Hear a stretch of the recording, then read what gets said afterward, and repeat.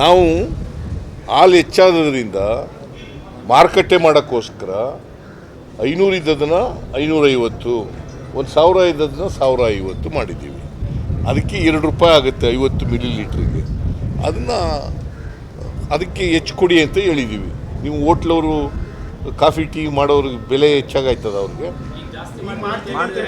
ಹೆಂಗೆ ಜಾಸ್ತಿ ಆಗ್ತದ್ರಿ? ನೋ ನೀವು ನೋಡಿದ್ರೆ ಪತ್ರಿಕೆ ಓದಿದ್ರ?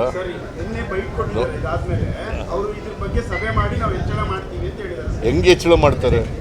ಹಾಲಿನ ರೇಟ್ ಜಾಸ್ತಿ ಆದ್ರೆ ತಾನೇ ಹೆಚ್ಚಳ ಮಾಡೋದು. ಹಾಲಿನ ರೇಟ್ ಹೆಚ್ಚಾದ್ರಲ್ವೇನ್ರಿ? Did you convince or not?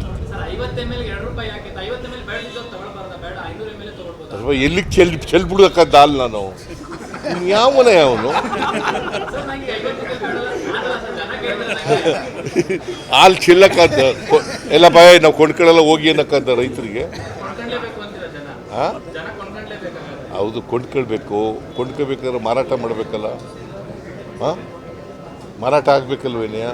ಅದಕ್ಕೆ ನೋಡಪ್ಪ, ಈ ಮಾರಾಟಗಾರರು ತಗೊಳ್ಳೋರು ಇದ್ದಾರಲ್ಲ, ಕೊಳ್ಳೋರು ಇದ್ದಾರಲ್ಲ, ಅವ್ರಿಗೆ 500 ಮಿಲಿ ಕೊಡ್ತಿದ್ದದನ್ನು 550 ಕೊಡ್ತೀವಿ. 2 ರೂಪಾಯಿ ಜಾಸ್ತಿ ಕೊಡ್ರಪ್ಪ ಅಂತ ಹೇಳ್ತೀವಿ ಅಷ್ಟೇ. ಗೊತ್ತಾಯ್ತು?